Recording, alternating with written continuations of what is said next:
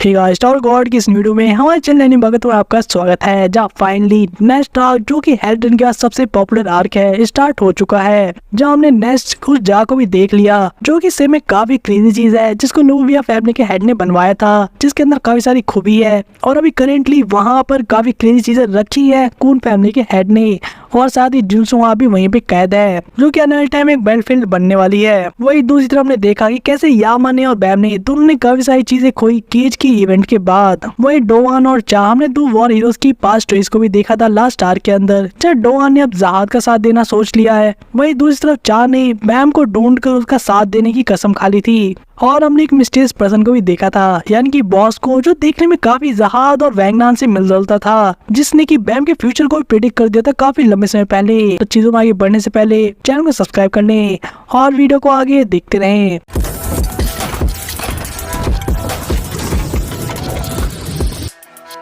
इन events के ठीक बाद ही हम देखते हैं फक के एक एल्डर को जो कि सारी रिपोर्ट्स ले रहा था इन सारे इवेंट्स के बारे में, जहाँ से पता लगता है कि कैसे जो बैटल अभी लड़ी गई है वॉल के ऊपर, उसके अंदर कैन पीपल को बहुत ज्यादा नुकसान हुआ है। यहाँ तक कि उसके सेकंड इन कमांड और थर्ड इन कमांड यानी कि गार्ड और कैजॉन दोनों ही मारे गए। और इस न्यूज के मिलने के साथ ही हम इस एल्डर को बोलते हुए भी देखते हैं कि कैसे किल एलम जो चीजें रोकना चाहता था वो नहीं कर पाया, बल्कि वो एक जाल में फंस गया और एक बहुत बड़े वॉर को रोकने के चक्कर में उसने काफी सारी चीजें गवा दी। वही जो दूसरी तरफ ये पर्सन सारी चीजें रिपोर्ट कर रहा था, वो अब इससे बात करते हुए यानी कि एल्डर से बात करते हुए कहता है कि कैसे लॉर्ड यामा का जिस तरह का नेचर है और जिस तरह की चीजें हुई हैं, वो आने वाले इस वॉर के अंदर ही पार्टिसिपेट जरूर करने वाले हैं। लेकिन मेन क्वेश्चन अब ये आता है कि वो लोग अब क्या करेंगे, यानी कि इवांका और उसके साथ ही जहाँ बैम और उसके फ्रेंड्स के बारे में बात हो रही थी, क्या वो लोग कुछ टाइम के लिए अंडरग्राउंड होने वाले हैं और छुपने वाले हैं बाकी सारी चीजों से, यानी कि जो भी आफ्टर मैथ होने वाला है इस बैटल के बाद, या फिर वो फाइट में पार्टिसिपेट करेंगे। और इन सब चीजों को लेकर बना लॉर्ड लूसलैक क्या सोचते हैं।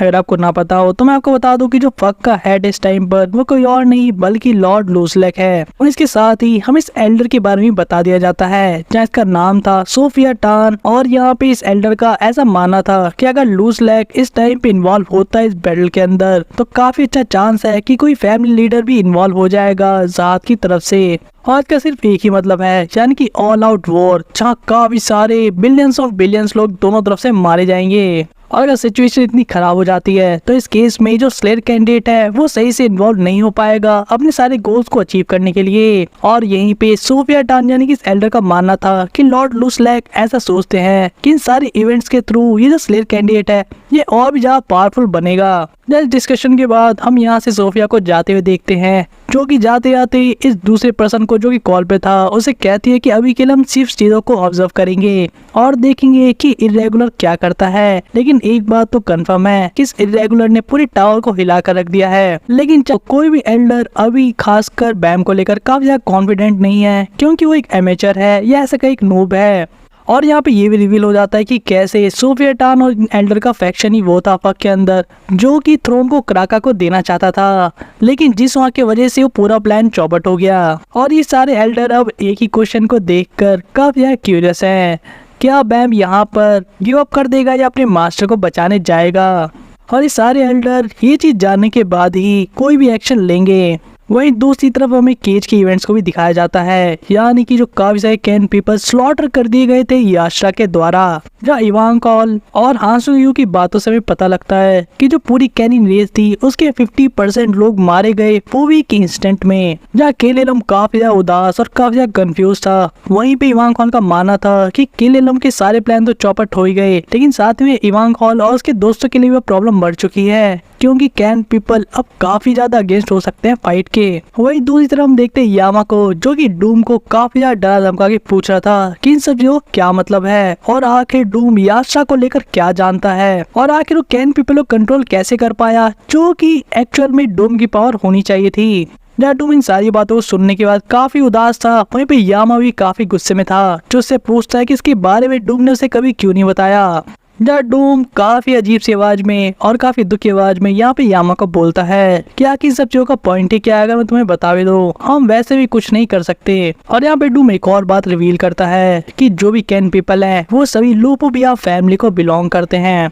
वही हमें इसके अगले दिन के इवेंट्स को दिखाया जाता है जो कि 50th फ्लोर पे हो रहे थे, जहां हम देखते हैं स्नेक्स की फ्लोटिंग शिप को। अगर आपको याद ना हो तो स्नेक मैन जो था वो बैम उसके टीममेट्स को बचाने के लिए आ गया था, जहाँ स्टीवी शो को देखते जो काफी ज्यादा डिप्रेशन में था क्योंकि वो कुछ भी हेल्प नहीं कर पाया था। जहाँ आसू उसे ही क्या कि समझाने की कोशिश कर रहा था कि उसने कम से कम म्यान का ध्यान तो रखा था, वो क्यूट सा पेट जो कि टेलीपोर्ट करता है सभी को। वहीं दूसरी तरफ बैम को, वाइट को और साथ में कीलेलम की गाइड को बातचीत करते हुए देखते हैं, जहाँ पे डिस्कस कर रहे थे कि कैसे सारी चीजें एक ट्रैप थी और कीज को तो अभी मूव भी नहीं कर पा रही ये लोग। जहाँ बैम को ये समझ में नहीं आ रहा था कि भला इसके बारे में उन्हें पता कैसे लग सकता है, यानी कि उनके अपोनेंट्स को। वहीं पे गाइड रिवील करती है कि ज़ात के पास लोगों की फेट को देखने का एक स्पेशल पावर है और इसके वजह से कोई इन्फॉर्मेशन हेडक्वार्टर को शायद मिल चुकी होगी। साथ ही में गाइड बैम को ये भी समझाती है कि कैसे जो कमांडर इन चीफ है, यानी कि जो पूरे आर्मी की सबसे टॉप लेवल की ऑफिशियल है, उसका नाम है एडोरी जहाद, और जहाद कभी कभी डायरेक्ट ऑर्डर देता है अपने ऑरिकल्स का यूज करके,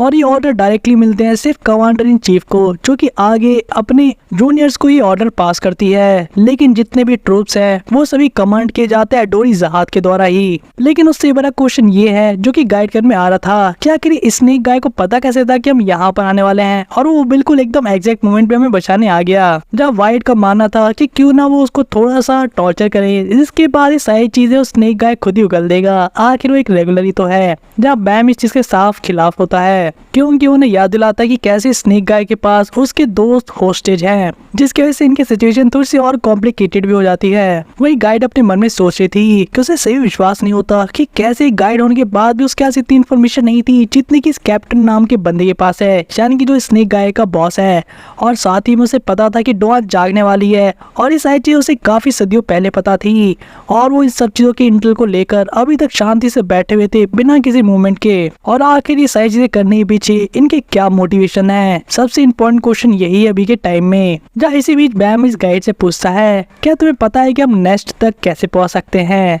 जहाँ इस बात को सुनते साथ ही हम गाइड को स्माइल करते हुए देखते हैं और कहती है कि ऑफ कोर्स तुमने मुझे समझ क्या रखा है, मैं गाइड हूँ, क्या तुम भूल गए। जहाँ कोई इस बात सुन कहता है कि अगर ऐसा है तो मैं वहाँ ले चलो। जिस बात को सुनते साथ ही हम गाइड को काफी गुस्सा होते हुए देखते हैं, जो सीधे सीधे उन्हें मना कर देती है। जहाँ कून और बैम दोनों का सेम ही क्वेश्चन था कि आखिर उसे वहाँ क्यों नहीं लेके जाना चाहती। जहाँ गाइड उन्हें इसके आंसर में समझाती है कि वो खुद तो वहाँ कभी नहीं गई, लेकिन जो भी इंफॉर्मेशन, जो बात उसे पता है उसके अकॉर्डिंग वो जगह एक ऐसे किले की तरह है जिसको जीता ही नहीं जा सकता, और वो पूरा फोर्ट्रेस यानी कि किला एक ह्यूज फ्लोटिंग स्टोन के ऊपर बना हुआ है, यानी कि उसकी जगह कॉन्स्टेंटली चेंज होती रहती है, और उसके अराउंड मल्टीपल लेवल के अलग अलग मैसिव वॉल्स को क्रिएट किया गया है। और जिस तरह की सिक्योरिटी और प्रोटेक्शन वहाँ पे दी जाती है उसकी वजह से उसको भेद कर अंदर जाना एकदम इम्पॉसिबल सा है, और कोई क्रेजी इंसान ही वहाँ जाने की सोच भी सकता है क्योंकि वहाँ पे कदम रखते के साथ ही उनको मार दिया जाएगा।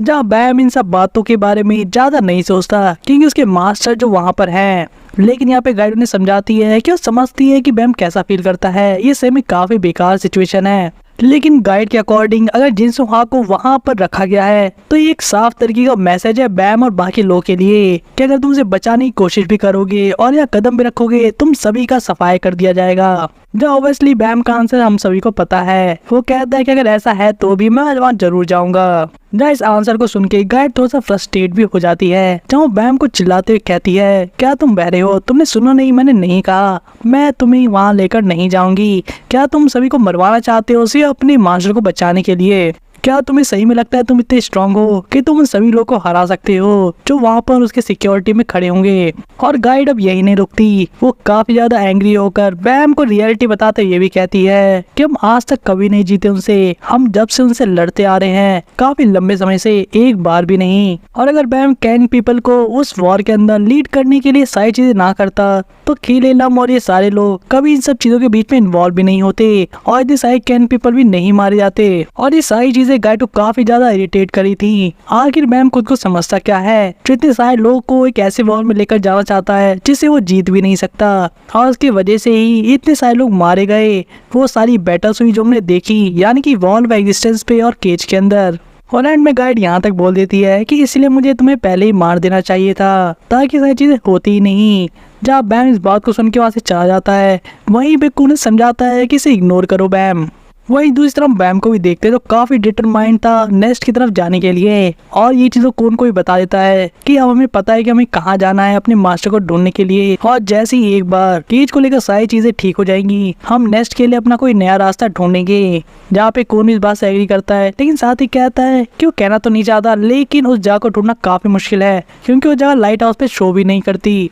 ऐसे टाइम पे उन्हें जरूरत थी रियून की, यानी कि उसकी हेल्प की, जो एक ऐसी गाइड है जो कि आज तक उन्हें लीड करते आ रही हर क्रेजी जगह पर। लेकिन सबसे अजीब बात ये है कि वो एकदम से गायब हो गई थी एल्ट्रेन के सिचुएशन के बाद। वही बैम के दिमाग में अभी भी वो सारी बातें घूम रही थी जो कि गाइड ने उसको लेकर कही थी कि कैसे ये सारी चीजें जो हुई, इतने सारे लोग मारे गए, इन सभी का ब्लेम बैम के ऊपर आता है और गाइड को उसे मार देना चाहिए था। वही अब सीन शिफ्ट होता है और हम देखते हैं रियून को जो कि आराम से एक शिप में बैठी थी और सोची थी कि मैं काफी लंबे समय से अपनी एक सोलो ट्रिप एंजॉय करी थी, लेकिन लगता है समय आ गया एक क्रेजी सी के अंदर स्विमिंग करने का। जब हम रियून को भी देखते हैं जिसका स्टाइल थोड़ा सा चेंज हो गया है और एक स्माइल के साथ सोच रही थी कि आखिर वो कितना ग्रो कर गया होगा और कितना पावरफुल बन गया होगा, जहाँ पे किसी और की नहीं बल्कि अपने गॉड बैम के बारे में कह रही थी। वही सीन चेंज होता है और हम देखते हैं स्नेक गाय को उसके साथी को, जिनकी शिप के अंदर एक दूसरी छोटी शिप थी और वो लोग काफी ज्यादा क्रेजी हो रहे थे चीज को सोचकर कि भला यहाँ पर कैसे आई और उसके अंदर कोई भी नहीं है। वही दूसरी तरफ बैम अपने बेडरूम के अंदर बैठा हुआ था और वो सारी चीजें याद कर रहा था, यानी कि गाइड ने जो कड़वी बातें उसे कही थी।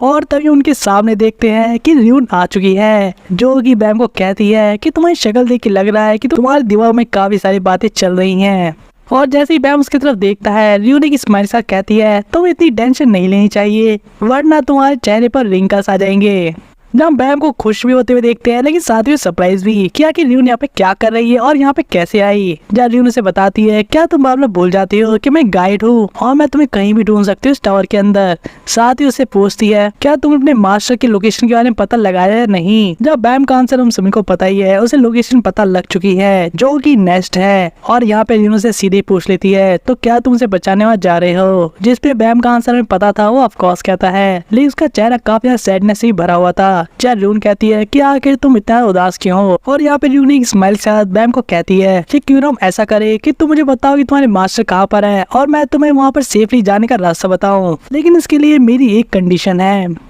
जहाँ भी पता लगता है कि रियून की जो कंडीशन थी या शर्त थी वो ये थी कि वो चाहती थी कि बैम किसी तरीके से वक्त के किसी एक सिंगल एल्डर को भी इस फाइट के अंदर ज्वाइन करने के लिए मना ले। रियून साथ ही में फक के अंदर क्या इंटरनल पॉलिटिक्स चल रही है वो भी बैम को बताती है, कैसे बहुत सारे एल्डर्स और स्लेयर्स बिल्कुल भी इस चीजों में इन्वॉल्व नहीं होना चाहते। वहीं पे कुछ ऐसे हैं जो कि हांसुंग और इवांग कॉल से मिले हुए हैं, लेकिन जिस तरह की बैटल अभी हुई है वॉल के ऊपर उसके बाद वो भी अपने हाथ पीछे हटा रहे हैं। ऐसे यामातो बैम के साथ ही है जैसी चीज हुई कैन पीपल के साथ, लेकिन उसके अलावा भी अगर बैम को सही में जिनसुआ की रियल लोकेशन पता है तो इस केस पे लॉर्ड लुसलैक यानी कि जो फक का एल्डर है वो डायरेक्टली इन्वॉल्व ना हो, लेकिन वो बाकी के एल्डर्स और स्लेयर से ये बात जरूर पूछने वाला है कि आखिर इस वॉर के अंदर कौन पार्टिसिपेट करेगा और कौन नहीं। तो साथ ही रियून ये भी अंदर की बात बताई थी बैम को कि उसे पता है कि सारे एल्डर्स इस वॉर को लेकर मना करने वाले हैं, लेकिन फिर भी एक एल्डर ऐसी है जो इस चीज के अंदर इंटरेस्टेड है। और रियून ऑब्वियसली उससे बात कर चुकी है बैम की सिचुएशन को लेकर, और ये सारी इंटरनल पॉलिटिक्स की चीजें बताने के पीछे सिर्फ एक ही रीजन था। रियून यहाँ पे चाहती थी कि बैम उन लोगों का अटेंशन अपने ऊपर लेकर आए। इसके साथ ही हम देखते हैं चीजों को आगे मूव करते हुए, और कुछ टाइम बाद कून भी यहाँ पे रियून से मिलता है। जहाँ रियून को देखते साथ ही कून यहाँ पूछता है क्या तुम हमारे ऊपर जासूसी करने के लिए आई हो। वहीं पे रियून का रिएक्शन तो आप सभी जानते ही हैं, लेकिन साथ ही बातचीत आगे बढ़ती है और कून को यह समझ में आता है कि आखिर से रात में क्यों बुलाया बैम ने, कैसे रियून ने प्रॉमिस लिया है बैम से कि उसकी प्रेजेंस को सीक्रेट रखा जाएगा, और आखिर उनके आय का प्लान क्या है। जब दूसरी तरफ बैम इस चीज को लेकर परेशान था कि कौन ये बात रैक को न बता दे, वरना उसे भी काफी गुस्सा आने वाला बैम के ऊपर। जब कौन का कहना था कि उसके पास कोई चॉइस नहीं है, रैक काफी ड्रामा क्वीन की तरह बिहेव करता है। जहाँ दूसरी तरफ रियून अब कौन से पूछती है कि तुम क्या सोचते हो, मतलब हम हार्ड लाइनर एल्डर से रैंकर्स को अपनी तरफ कैसे ला सकते हैं। आखिर तुम बैम के स्ट्रेटजिस्ट जो हो, एक ऐसा पर्सन जो की सारी स्ट्रेटजी बनाता है बैम को लेकर। जहाँ कौन भी इस बात को लेकर काफी डीपली सोच रहा था कि आखिर क्या किया जाए जिससे उनके माइंड को चेंज कर सके इंस्टेंटली। जहाँ कौन काफी जल्दी इस रियलाइजेशन और कंक्लूजन पे आ जाता है कि उनके पास टाइम नहीं है और साथ ही डायरेक्टली उनसे बात नहीं कर सकता उनके ओपिनियन को चेंज करने के लिए। तो सबसे बेस्ट कोर्स ऑफ एक्शन ये होगा होगा कि वो पब्लिक ओपिनियन को इन्फ्लुएंस करे। जहाँ कून के पास एक आइडिया तो था, जहाँ पे उस चीज को यूज तो नहीं करना चाहता था, लेकिन उसके बारे में बताता जरूर है। और अगर ये आइडिया सक्सेसफुल होता है तो इस चीज से जितने भी हार्ड लाइनर एल्डर्स हैं उन सभी का अटेंशन बैम के ऊपर जरूर आएगा। इसके साथ ही हम देखते हैं अगले दिन के इवेंट्स को, जहाँ पे हमें एक जगह दिखाई जाती है 50 फ्लोर के ऊपर, जिस जगह का नाम था ranking bureau of 50 floor branch. वहीं हम देखते हैं रून को, जो कि बैम को अलविदा कही थी हैव अ सेफ ट्रिप कह के। वहीं पे हम देखते साथ ही बैम को आगे बढ़ते हुए, जिसे कल रात की वो सारी बातें याद आ रही थी, यानी कि वो प्लान जो कि वो यूज करने वाले हैं। जहाँ पे कून ने उसे बताया था कि क्या बैम ने रैंकिंग ब्यूरो के बारे में सुना है, जहाँ बैम को सिर्फ इतना ही पता था कि एक ऐसी जगह है जहाँ पे रैंकर्स की रैंक को डिसाइड किया जाता है। जहाँ कून कहता है एग्जैक्टली, और साथ ही एक्सप्लेन करता है कि यहाँ पे इस तरीके की चीजें होती हैं जिसके थ्रू रैंकर्स की बैटल रिकॉर्ड, उनकी रेपुटेशन, पोजीशन, इन सारी चीजों को लेकर उनकी रैंक को डिसाइड किया जाता है फाइनली। और हर एक फ्लोर पे एक रैंकिंग ब्यूरो होता है। ऐसे तो ये ब्यूरो ज्यादा कुछ इन्वॉल्व नहीं होता और सिर्फ ऑब्जर्व करता है सारे रैंकर्स को जो कि किसी भी फ्लोर पे इन्वॉल्व होते हैं। लेकिन समय समय पर काफी सारे डिफरेंट रैंकर्स काफी ज्यादा गुस्से में इस रैंकिंग ब्यूरो में आके प्रोटेस्ट करते हैं कि उनकी रैंक को काफी ज्यादा कम किया गया है और अपनी रैंक को चेंज करना चाहते हैं। और ऐसे सिचुएशन में रैंकिंग ब्यूरो टेस्ट रैंकर्स को हायर करते हैं। लेकिन इंटरेस्टिंग चीज ये है कि कोई भी रूल ऐसा नहीं कहता कि इस टेस्ट को सिर्फ रैंकर ही दे सकते हैं। जहाँ कून इसका एक पास्ट एग्जाम्पल भी देता है कि आज तक की टावर की ऑफिशियल नोन हिस्ट्री के अंदर सिर्फ एक ही रेगुलर ऐसी है जिसने की किसी रैंकर को हराया था, और वो रेगुलर कोई और नहीं बल्कि कमांडर इन चीफ अडोरी जहाद थी। लेकिन उसने भी अचीवमेंट तब प्राप्त की थी जब वो खुद एक ए रैंक रेगुलर बन चुकी थी, और ये अचीवमेंट उसके करियर में इतनी ज्यादा सिग्निफिकेंट थी कि जैसे एक रेगुलर ने एक रैंकर को हराया था, वो काफी ज्यादा फेमस हुई थी पूरे टावर में इस चीज को लेकर, ये काफी ज्यादा टैलेंटेड होगी। और उसके कुछ समय बाद ही एक रैंकर बनने के साथ ही उसे प्रमोट कर दिया था एज अ हाई रैंकर, और उसके कुछ समय बाद सुप्रीम कमांडर।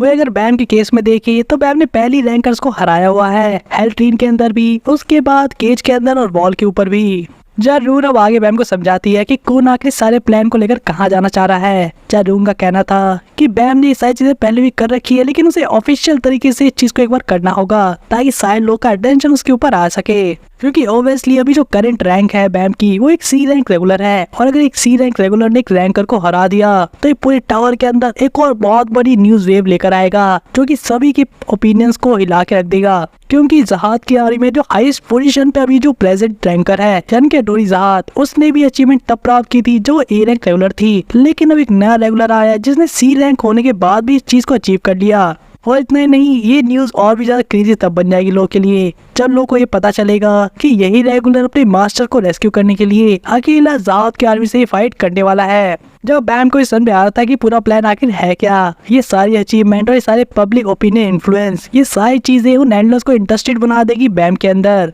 जो सारी डिस्कशन और प्लान इस बात पे खत्म हुआ था कि अगर सही में बैम अगले दिन इस चीज को अचीव कर लेता है तो पूरा टावर उसी के बारे में बात करने वाला है। जब प्रेजेंट में बैम इस ब्यूरो में आ गया था जहाँ पे बोर्ड लगा था टोटल फेयरनेस का, यानी सभी चीजें बिल्कुल जस्टिफाई तरीके से की जाएंगी। जब रैंकिंग ब्यूरो वालों को पता था कि बैम एक रेगुलर है और उसमें भी सी रैंक, जहाँ पे बैम उन्हें बताता है कि वो कैसे एक रैंकर से फाइट करना चाहता है। जहाँ ऑब्वियसली कून को बात पता थी कि कोई भी रैंकिंग ब्यूरो का ऑफिशियल इस बात को नहीं मानेगा और सीरियस नहीं लेगा कि आखिर एक सी रैंक रैंकर को कैसे चैलेंज कर सकता है। और इसलिए उसने बैम को कहा था कि तुम्हारे पास एक काफी यूनिक पावर है और तुम्हें अपने ऊपर भरोसा रखना होगा और तुम्हें उसी चीज को दिखाना होगा उन लोगों को, और ये चीजें टावर के साथ साथ उन एल्डर्स को भी हिला के रख देगी। जहाँ इसके थोड़ी देर बाद ही हम देखते हैं उस मैच को भी होते हुए, यानी कि उस टेस्ट रैंकर को जो कि बैम से फाइट करने वाला था, जहाँ पे रैंकर बैम को समझाता है क्या तुम सीरियसली इस चीज को करना चाहते हो। जहाँ ऑब्वियसली उसे भी ये बात पता थी कि कैसे बैम एक स्लेयर कैंडिडेट है, लेकिन फिर भी उसे पता था कि आखिर एक रेगुलर ही है। जहाँ पे हमें पता लगता है कि उसका जो अपोनेंट है यानी कि एक रैंकर एक लो लेवल का बंदा है और उसका नाम है पेन। जहाँ पेन रैंकिंग ब्यूरो से ये कंप्लेंट कर रहा था कि कैसे वो इससे फाइट नहीं करना चाहता, लेकिन यहाँ पे रैंकिंग ब्यूरो के लोग का कहना था कि ऐसा कोई भी रूल नहीं है जो कि बैम को इस फाइट में पार्टिसिपेट करने से रोकता है। और ऑब्वियसली ऐसा कोई रूल नहीं बनाया गया क्योंकि किसी भी रेगुलर के अंदर इतना गोदा नहीं है कि एक रैंकर से फाइट करने की सोच भी सके। लेकिन इसके साथ ही रैंकिंग ब्यूरो के ऑफिशियल ये भी जानते थे कि चाहे वो इसे रोकना चाहे या नहीं, अगर वो कुछ भी ऐसा करते हैं तो इस केस में पग उससे काफी गुस्सा भी हो सकता है, और ऐसा तो कोई भी नहीं करना चाहेगा जो ज्यादा पावरफुल नहीं है इस टावर के अंदर। लेकिन इतना ही नहीं, हम इस ऑफिशियल को ये भी सोचते हुए देखते हैं जो कि बैम को देख रही थी और सोच रही थी कि उसने सारे रूमर्स और अफवाह सुने हैं एक ऐसा स्लेयर कैंडिडेट जो कि रैंकर्स की टक्कर का है। लेकिन एट द सेम पॉइंट उस ऑफिसर को ये माना था कि हो ना हो ये फक की एक ब्लफिंग है, यानी कि एक प्रोपेगेंडा टाइप का, क्योंकि रैंकिंग ब्यूरो में कोई भी इस बात को सीरियसली नहीं लेता। जहाँ लो लेवल रैंकर यानी कि पैन जब सिचुएशन को ऐसे आगे बढ़ते हुए देखता है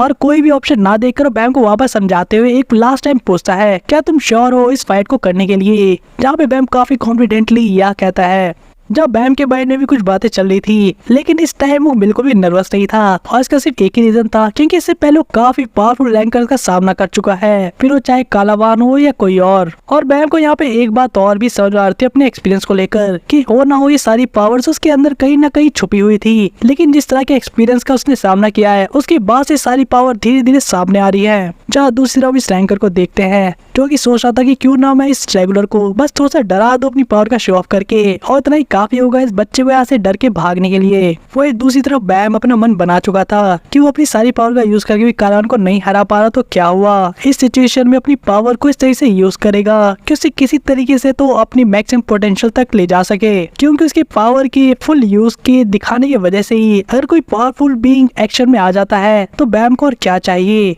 और हम देखते हैं ऐसे ऑर्ब सर्कल्स को क्रिएट करते हुए, जहाँ उसका अपोनेंट यानी कि रैंकर पैन इस चीज को देखकर हिल चुका था। क्या कर ये किस टाइप का सीन है भला। और इतना ही नहीं, जो यहाँ पे रैंकिंग ब्यूरो की ऑफिशियल इस सारे मैच को देख रही थी, उसके यहाँ से तो पैन तक गिर जाता है, क्योंकि इतना डर चुकी थी कि कैसे सारी अफवाह बिल्कुल सच है, क्योंकि वो अपनी आंखों से विटनेस कर रही है स्लेयर कैंडिडेट की पावर को। वही दूसरी तरफ हम देखते हैं रून को, जो कि अपनी कॉल से किसी को रिपोर्ट कर रही थी, और ये पर्सन कोई और नहीं बल्कि फक का लीडर लॉर्ड लूजलेग था। जहाँ पे रून से कहती है कि कैसे जो चीजें अब होने वाली है वो पूरी टावर को एक अलग ही सेंसेशन से भर के रख देगी जब चीजें ऑफिशियली अनाउंस होंगी, यानी कि बैम वर्सेस इस रैंकर के टेस्ट मैच के रिजल्ट के बारे में। और इसका एक बहुत ही अच्छा इफेक्ट भी होगा उन हार्ड लाइनर एल्डर्स के ऊपर जो कि फक में बैम का साथ नहीं देना चाह रहे थे। जहाँ लूज लैग भी इस पे कुछ रिस्पांस देता है जिसको हमें नहीं सुनाया जाता, लेकिन वही उसके जवाब में रून कहती कि उसे पता है कि कैसे ये चीज एक ट्रैप है, लेकिन फिर भी यहाँ पे वो बैम को वहाँ पर लेकर जाएगी और इस वॉर को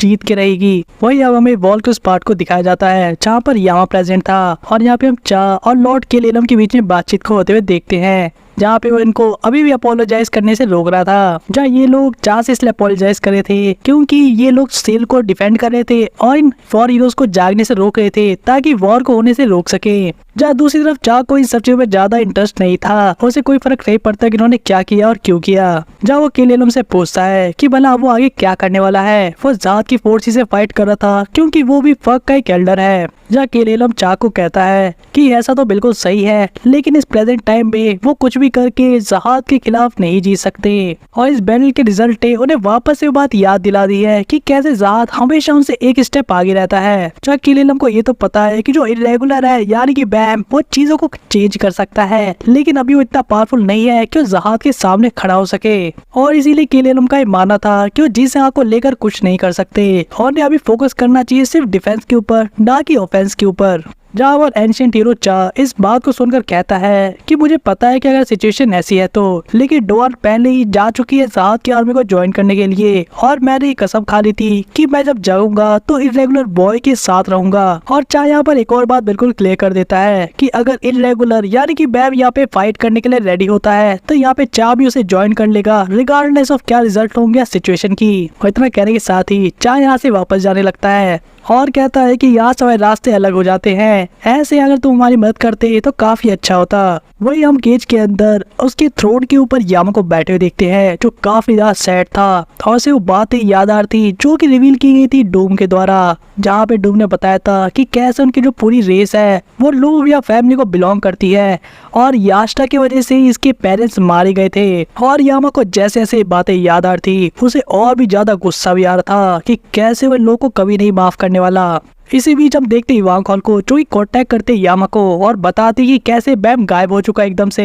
इवांग कॉल ने बैम के दोस्तों से भी पता करने की कोशिश की, लेकिन किसी को उसके बारे में नहीं पता। लेकिन थोड़ी देर बाद उसे ये चीज जाके पता लगी कि कैसे वो रैंकिंग ब्यूरो गया एक रैंकर से फाइट करने के लिए, जो चीज यामा को भी शॉक कर देती है। वही दूसरी तरफ में कुछ देर बाद काफी सारी चीजें बताई जाती हैं एज अ इन्फॉर्मेशन या ऐसा कई टर्म में जो न्यूज चल रही थी, जहाँ पे जो बैटल हुई थी रेगुलर जी विल ग्रेस के बीच में और टेस्ट रैंकर पैन के बीच में। इसके वजह से जो हिस्टोरिक बैटल हुई उसके विटनेस रैंकिंग ब्यूरो के ऑफिशियल थे जिन्होंने इस पूरे बैटल को रिकॉर्ड किया था। और उन्होंने इस पूरे युद्ध को कुछ इस तरह से एक्सप्लेन किया कि चीजें ऐसे चल रही थी जो कि इन्होंने आज से पहले कभी सोची भी नहीं थी। उन्होंने ऐसे शिंशु कंट्रोल स्किल देखे जो कि कोई रेगुलर सोच भी नहीं सकता। और ये बैटल ज्यादातर लोगों को ऐसा लगेगा कि रैंकर के पक्ष में जाना चाहिए, लेकिन बैटल के स्टार्ट के साथ ही चीजें कुछ इस तरह से गई कि रैंकर समझ भी नहीं पाया कि हो क्या रहा है। वो एक रेगुलर के अटैक्स को भी नहीं झेल पाया और खुद को डिफेंड भी नहीं कर पाया ठीक से। और बेहोश होने के बाद जो वापस से जागा तो उससे वापस एक प्रॉपर फाइट चालू की, लेकिन इसके बाद भी फिजिकली सुपीरियर रैंकर किसी भी तरीके से रेगुलर को हरा नहीं पाया। यहाँ तक कि रैंकर्स की जो पावरफुल फिजिकल स्ट्रेंथ होती है और साथ ही जो अटैक लेवल के एक्सपीरियंस होते हैं, उस गैप को कम करने के लिए रेगुलर ने अपने एडवांस शिंशु स्किल को यूज किया। लेकिन इस रैंकिंग ब्यूरो के अगर ऑफिशियल की माने तो सबसे क्रेजी चीज यहाँ पे वो शिंशु स्किल नहीं थी, बल्कि वो मूवमेंट से और वो फाइट की बैटल IQ थी जो की दिख रही थी इस रेगुलर के अंदर,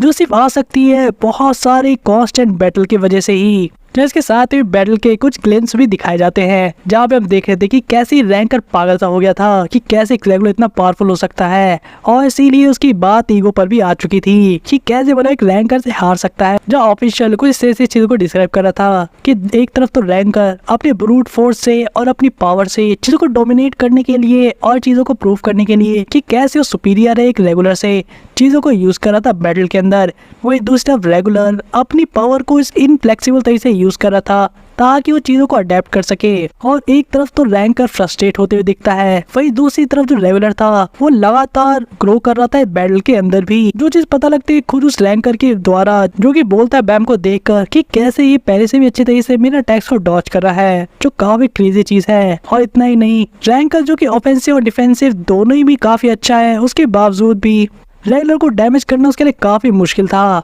और उससे भी क्रेजी चीज तो ये थी उस ऑफिशियल के लिए कि कैसे उस रेगुलर ने इस चीजों को कॉपी कर लिया तुरंत में और सेम टैक्टिक से ही रैंकर के ऊपर अटैक किया। और इस बैटल के एंड में जहाँ एक तरफ तो रैंकर जो काफी ईगो से भरा हुआ था और अपने खुद की स्ट्रेंथ को सही से यूज नहीं कर पाया, एक रेगुलर ने जो सिर्फ C रैंक का था उसने अपनी वीकनेस को तो छुपाया ही, साथ ही में अपने अपोनेंट से कई सारी चीजें सीखी। और इसका रिजल्ट ये निकला कि दोनों के बीच में जो स्ट्रेंथ और पावर का गैप था वो क्विकली खत्म हो गया। और अब बैम को भी देखते इस बेल्ट के ग्लिम्स में एक फाइनल अटैक करते हुए, चाहे रैंकर बिल्कुल भी मूव नहीं कर पा रहा था। और यही वो टाइम था जहाँ पे इस रेगुलर ने अपने सीक्रेट मूव को यूज किया और इस बेल्ट को एंड कर दिया। जहाँ हम देखते इस बेल्ट के ग्लिम्स में बैम ने यहाँ पे अपनी air wave 0 martial art technique का यूज किया था, जिससे धराशायी कर दिया था इस रैंकर को। और इस तरह की बेल्ट को विटनेस करना अपने आप में हिस्टोरिक तो है ही, लेकिन क्रेजी भी है, जो चीज इस ऑफिशियल ने अपने रिपोर्ट के अंदर भी इंक्लूड की थी।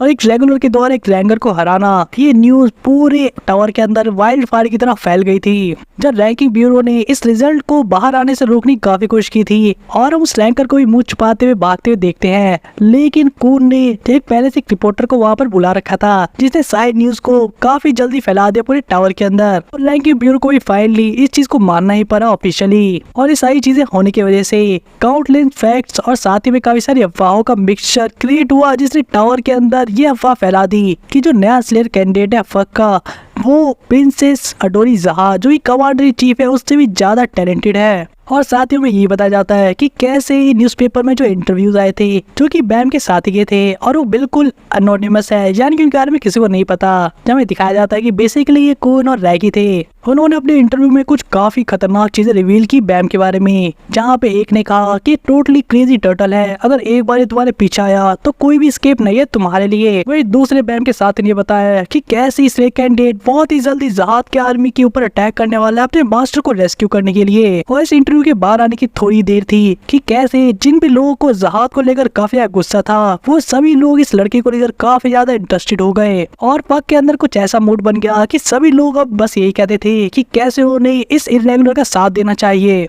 आने वाले बैटल के अंदर। और इन सब चीजों की वजह से माहौल एकदम से गर्मा गया था दोनों ही तरफ, फिर चाहे वो फक का खेमा हो या भी जहाद की आर्मी का। आज के रिजल्ट में हम देखते हैं कि वो एल्डर्स जो कि पहले बैम को इग्नोर कर रहे थे, वो भी अब बैम के अंदर इंटरेस्ट शो करने लगते हैं। और हम यहाँ पे सोफिया टान को भी देखते हैं जो कि उनको प्रॉमिस कर देती है कि वो भी बैटल में पार्टिसिपेट जरूर करेगी। वही दूसरी तरफ टावर में काफी सारे रेगुलर ऐसे थे जिनके एस्पिरेशन काफी बड़े थे, और जब उन्होंने सुना कि एक सी रैंक ने कैसे एक रैंकर को हरा दिया तो वो सभी रैंकिंग ब्यूरो में एक टेस्ट फाइट करने के लिए चले गए ताकि वो भी फेमस हो सके। लेकिन हम देखते उस रैंकर को यानी कि पैन को ऐसे ढेर के ऊपर बैठे हुए जहाँ उसके नीचे रेगुलर्स दबे पड़े थे, लेकिन कोई भी रेगुलर उस रैंकर को नहीं हरा पाया। और इस न्यूज का सबसे पॉजिटिव इम्पैक्ट हुआ कैनियन पीपल के ऊपर, जिनको काफी ज्यादा क्रश करके रख दिया था स्क्वाड्रन 5 के कमांडर लॉर्ड याशा ने। लेकिन ये लोग काफी ज्यादा एक्साइटेड हो गए थे उस रिवेंज को लेने के लिए जो कि ज़ात के आर्मी के ऊपर वो ले सकते हैं आने वाले बैटल में। और उनकी इस ब्रेवरी ने उनके किंग यानी कि यामा को भी स्ट्रेंथ दिया वापस से सामने खड़े होने के लिए।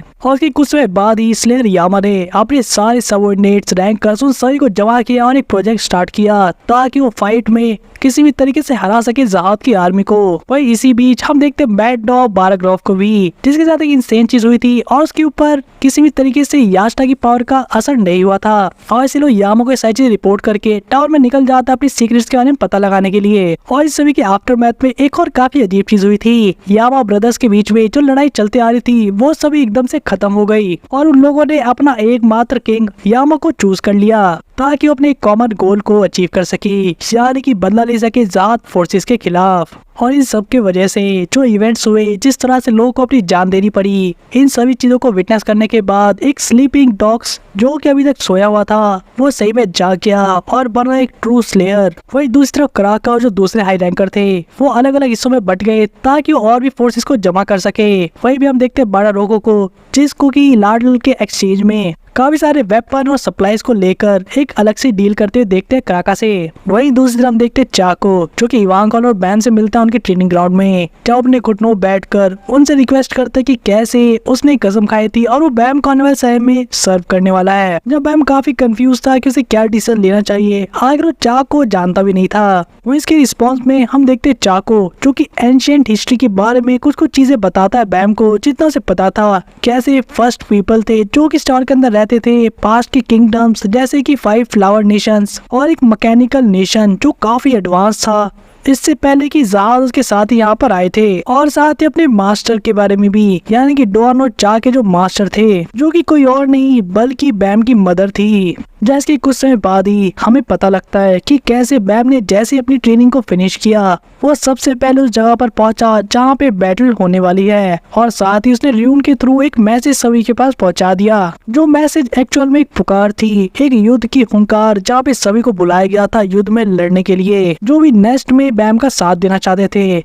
और इसके लिए उनके पास 1 हफ्ते का समय था। और ये बोलने के साथ ही बैम वहाँ से गायब हो गया था हमेशा के लिए, जहाँ किसी को नहीं पता था कि 1 हफ्ते पीरियड में बैम कहाँ होगा या क्या कर रहा होगा। वैसे कुछ से बाद हम बैम को पर्सनली यामा से बात करते हुए देखते हैं, जहाँ पे यामा को भी मैसेज मिल चुका था। बैम ने जो मैसेज पूरी जगह फैलाया था। साथ ही यामा यहाँ बैम से पूछता है कि आखिर तुम करना क्या चाहते हो, मुझे समझ में नहीं आ रहा। क्या तुम चाहते हो कि मैं वहाँ पर आऊँ या नहीं, और अगर कोई वहाँ पर नहीं आया तो क्या तुम अकेले ही नेस्ट पर अटैक कर दोगे। जहाँ दूसरी तरफ बैम जो कि पहले से काफी ज्यादा कॉन्फिडेंट दिख रहा था, वो यहाँ पे यामा को क्लियर कर देता है एक बात कि उसे पहले कुछ गलत आइडिया हो गया था और इसीलिए अब चीजें सर में आ चुकी है और वो किसी को भी कोई अपनी फाइट लड़ने के लिए फोर्स नहीं करेगा।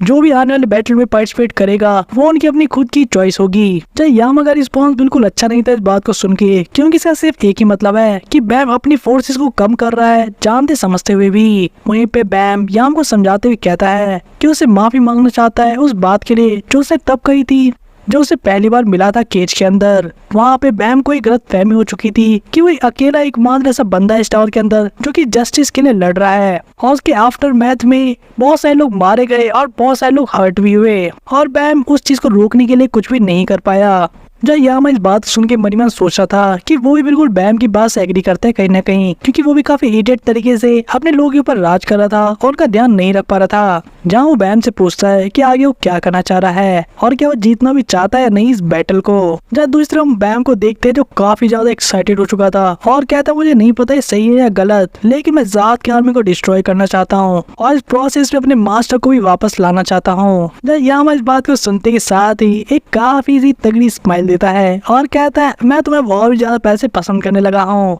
और इसके साथ ही हम देखते हैं यामा और बैम के बीच में इस चीज को होते हुए जब 1 हफ्ते के बाद मिलने वाले थे बैटल फील्ड में। वहीं दूसरी तरफ हमें कुछ दूसरे पुराने इवेंट दिखाए जाते हैं, यानी कि जो वॉल ऑफ एग्जिस्टेंस पे बैटल हुई थी उसके ठीक 2 दिन के बाद अपोजिट एरिया में क्या चल रहा था। जहाँ देखते कालावान को डोवान को जो कि अपने आर्मी के हेडक्वार्टर में आ गए थे। जहाँ डोवान को हम काफी सैड देखते हैं क्योंकि वो टावर के सभी हिस्टोरिकल चीजों में अपने उस बैटल के बारे में ढूंढने की कोशिश करी थी, जहाँ पे उसे कुछ भी नहीं मिला था जेनेसिस पीरियड के बारे में, जहाँ पे उसने काफी ज्यादा मेहनत की थी उस बैटल में लड़ने के लिए और उसके कंट्रीब्यूशन के बारे में आज के समय कोई जानता भी नहीं है। जहाँ कालावान जो कि पास में खड़ा था इसके रिस्पॉन्स में डोवान को कहता है, मैंने तुम्हें बताया था ना कि तुम लोग बिल्कुल भी सिग्निफिकेंट डैमेज नहीं कर पाए थे ज़ात की आर्मी को, और इसलिए उस समय के बैटल की कोई भी रिकॉर्डेड अवेलेबल नहीं है टावर में। जहाँ डोवान इस बात सुनने के बाद भी कहती है कि फिर भी मैं काफी डिसअपॉइंटेड हूँ, तुम्हें पता नहीं है लेकिन शायद उस समय पे हमने जो अर्ली डिसेंडेंट थे 10 ग्रेट फैमिली लीडर के, यानी जो डायरेक्ट वंशज थे, उनसे भी बैटल की थी। वह डोवान अब कालावान से पूछती है कि तुमने कहा था कि तुमने अपने स्क्वाड्रन कमांडर की पोजीशन को खो दिया था क्योंकि तुम उस लड़के को नहीं खत्म कर पाए थे, यानी कि बैम को।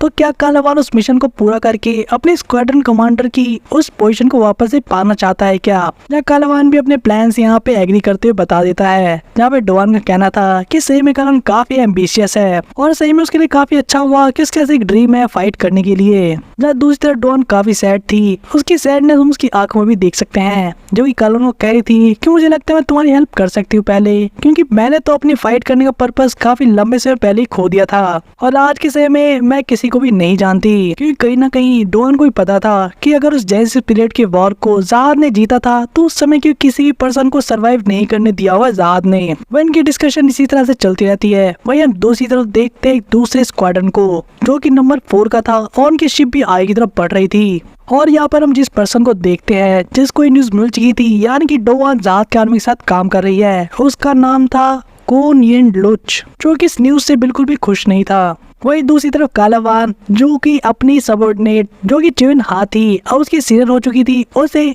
सैल्यूट करते हुए अपने मिशन की रिपोर्ट बताता है कि कैसे उसने अपने मिशन को सक्सेसफुली कंप्लीट कर लिया है। वहीं च्यूइन हा के नेक्स्ट ऑर्डर्स ये थे कि वो नए स्क्वाड्रन कमांडर से जाके मिली। वहीं पे जाते हुए च्यूइन हा धीरे से कालावान को एक्सीलेंट वर्क कह के चली जाती है। वो इसके जस्ट बाद हम कालावान के थ्रू ये भी जान पाते हैं कि नया स्क्वाड्रन कमांडर कौन है 4th आर्मी का, और ये पर्सन कोई और नहीं बल्कि एक हाई रैंक का था पाओ विदो फैमिली से, जिसका नाम था लियोब्रिक खून। और यहाँ पे नया स्क्वाड्रन कमांडर काफी ज्यादा हैप्पी था कालावान के इस मिशन के सक्सेसफुलनेस से, और साथ ही उसे प्रमोट कर देता है सार्जेंट से सीधे कंपनी कमांडर की पोजीशन पर। वहीं दूसरी तरफ लियोब्रिक को डोवान से बात करते हुए देखते हैं, जो काफी ज्यादा सरप्राइज था कि डोवान ने उनकी आर्मी को ज्वाइन कर लिया। साथ ही उसे वार्न भी कर देता है कि वो कुछ ना करने की सोचे और उसके कुछ अल्टोरियल मोटिव तो नहीं है इस आर्मी को ज्वाइन करने में। जहाँ पे डोवान से सीधे बोल देती है कि उसे अपने काम से मतलब रखना चाहिए और उसे कोई मोटिव है भी तो। जब स्क्वाड्रन कमांडर इस बात को सुन के यहाँ पे डोवान को धमकी देते हुए एक और बात रिवील करता है कि यहाँ पे डोवान को किसी भी तरह के फुलिश आइडियाज नहीं आने चाहिए,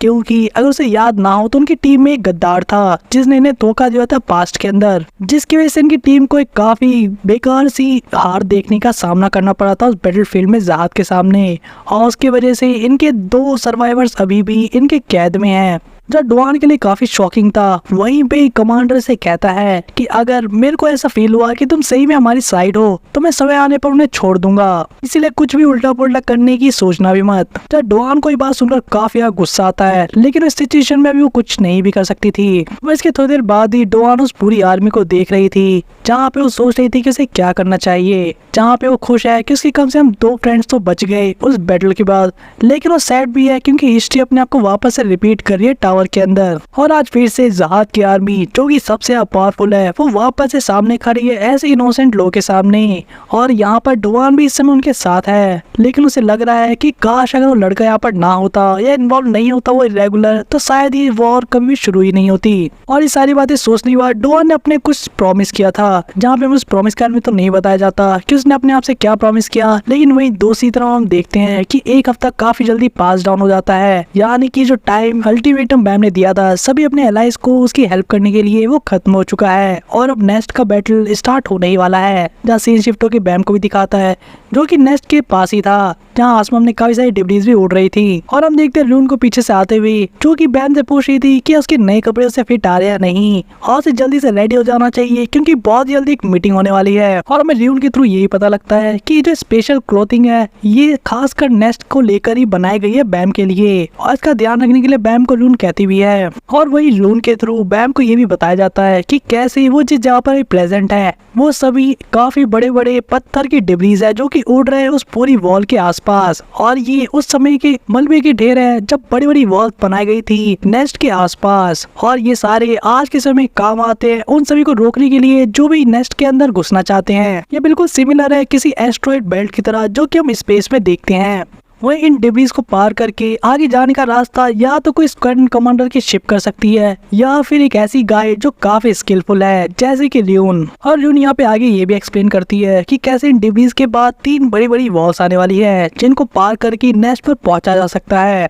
और इन्हीं वॉल्स के बीच में ज़ात की आर्मी हमारा वेट कर रही होगी। और लूना फ्रैंकली ये भी कह देती है कि वो झूठ नहीं कहेगी लेकिन मिशन सही में काफी इम्पॉसिबल सा है। और उन फाइनली यहाँ से बैम से काफी इंपॉर्टेंट क्वेश्चन पूछती है कि बैम आखिर अब क्या करेगा अगर कोई भी यहाँ उसकी हेल्प करने के लिए नहीं आता। जब बैम इस बात को सुनकर सिर्फ इतना जवाब देता है कि अगर ऐसा होता है तो बस चीजें थोड़ी सी मुश्किल हो जाएंगी मेरे मास्टर को बचाने के लिए। लेकिन इसके साथ ही बैम ये भी क्लियर कर देता है कि उसका स्टार्टिंग से ये इंटेंशन था कि अपने आप को सेक्रीफाइस करने के लिए रेडी है अगर ऐसा सिचुएशन आता है सिर्फ अपने मास्टर को बचाने के लिए। और शायद अकेले फाइट करना उसके लिए काफी इजी होगा बाकी लोगों के साथ में रहने से, क्योंकि तब उसके ऊपर कोई बर्डन नहीं होगा किसी की डेथ का। और यहाँ हमें नरेटर के थ्रू ये बताया जाता है कि कैसे इस छोटे से लड़के को कुछ भी आइडिया नहीं है कि आने वाले समय में एक ऐसी बैटल यहाँ पे होने वाली है जो पूरे टावर की हिस्ट्री को बदल के रख देगी हमेशा के लिए। और ये खतरनाक युद्ध तो सिर्फ एक शुरुआत है जो आने वाले एक ऐसे लंबे युद्ध का फर्स्ट स्टेप है जो टावर को अलग अलग चेंजेस के थ्रू लेकर जाने वाला है। एक ऐसा युद्ध जो कि भविष्य में जब होगा तो काउंटलेस लोग अपने पास्ट को, फ्यूचर को, अपनी होप को, अपनी डिस्पेयर को, सभी चीज को दांव पर लगा देंगे दोनों पक्षों में से उस युद्ध को जीतने के लिए। बैम के इसी डिसीजन के साथ आज की वीडियो को यहीं पे ओवर करते हैं। नेक्स्ट वीडियो में आपको काफी सारी कई चीजें देखने को मिली और काफी सारे इवेंट के फॉलो अप भी कि आखिर हुआ क्या वॉल की बैटल के बाद, कौन अब किसके साइड है और किसने कितनी प्रिपरेशन की है और आगे अब चीजें कैसे अनफोल्ड होने वाली है। लेकिन एक बात तो बिल्कुल क्लियर है कि काफी सारे लोग मारे जाने वाले आने वाले बैटल के अंदर। और नेक्स्ट जो कि क्रेजी जगह है जहाँ मिस्टीरियस चीजें रखी हैं और मिस्टीरियस बंदे भी वहाँ पे प्रेजेंट है। एक छोटा सा प्लॉट है एक बहुत ही बड़े षड्यंत्र का जो कि टावर में चल रहा है, और बैम और बाकी लोग ये तो सिर्फ प्यादे हैं और रियलिटी में ये सारी चेस तो कोई और ही खेल रहा है। लेकिन अगर आपको ये सारी चीजें रिवील करनी है कि आगे सबके पीछे कौन है, यहाँ पे चल क्या रहा है एक्चुअल में, और बैम की मदद करने के लिए कौन कौन आने वाला है, उस बैटल का अंत कैसा होगा, तो उसके लिए आपको चैनल को सब्सक्राइब करना होगा ताकि आपको हमारे वीडियो की नोटिफिकेशन टाइम से मिले। उसके लिए आपको बेल आइकन को ऑन करके वीडियो को ज्यादा शेयर भी करना होगा अपने फ्रेंड्स के बीच में। तो मिलते हैं आपसे नेक्स्ट वीडियो में।